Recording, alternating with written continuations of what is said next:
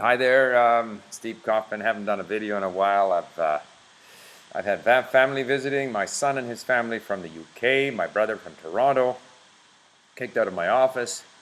So I'm doing it from a different location.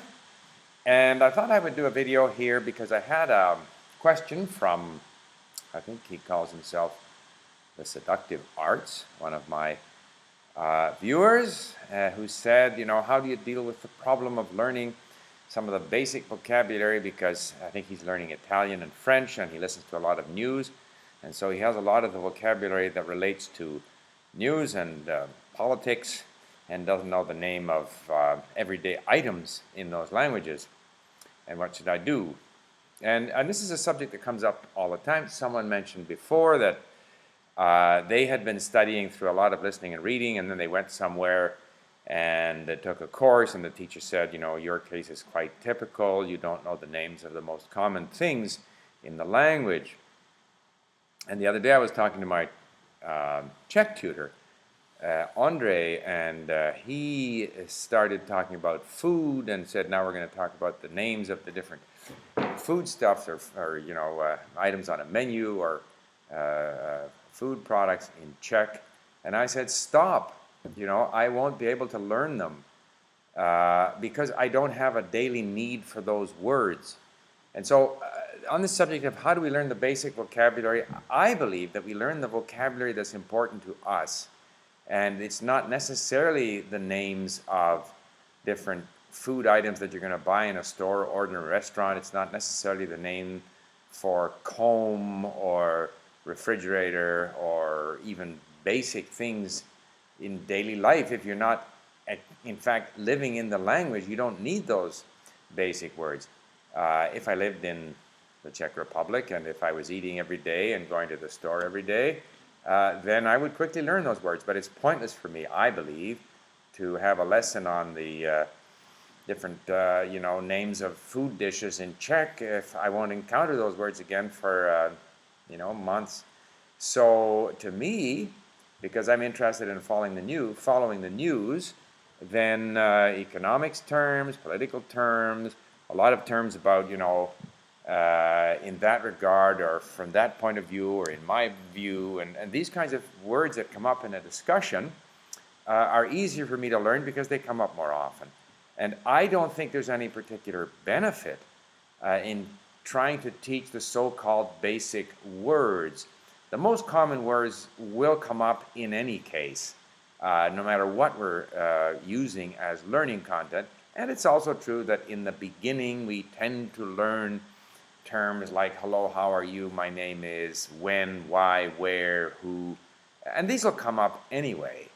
And it is helpful in the beginning to use simpler, shorter dialogues, but I personally find that if I move along quickly to more demanding content, it's still going to be 70–80% very common vocabulary. So I'm continuing to reinforce my grasp of a lot of common vocabulary, and I'm developing specialized vocabulary in areas of interest. And as that area of interest changes, or as my needs change, then I'll have an opportunity to learn other vocabulary. And it has never bothered me that in a language where I might be able to discuss economics, I might be quite clueless in everyday things. When I lived in Japan, I could do business in Japanese. My wife, who certainly couldn't do business in Japanese, was much better at the store buying things, vegetables and fruit, and she knew the names of all these things and communicated very comfortably with the grocer. So you learn the language that you need for your particular situation. So I'm not a big believer in this idea of the basic vocabulary.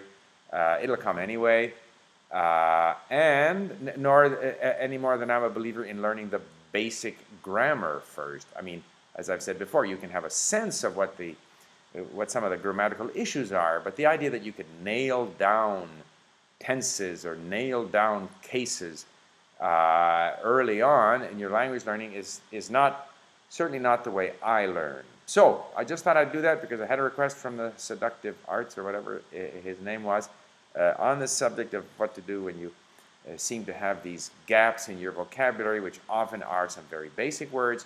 That's perfectly normal. in my opinion. And if you have a method of learning which basically enables you to learn from things of interest to you, or you're always doing meaningful things in the language, you don't have an artificial dialogue about someone's refrigerator, you are basically doing things that interest you, or you're engaged in discussions around things that are meaningful to you, you will learn the vocabulary that is useful for that context. And as these contexts change, and as other words come up more often in your reading, listening, speaking, then you'll learn those words. If you have a solid base in the language, that's never too late, and it won't be difficult to learn the names for pen, pencil, refrigerator, exercise book, or whatever other so-called basic words you may need. So there you have it. Thank you for listening.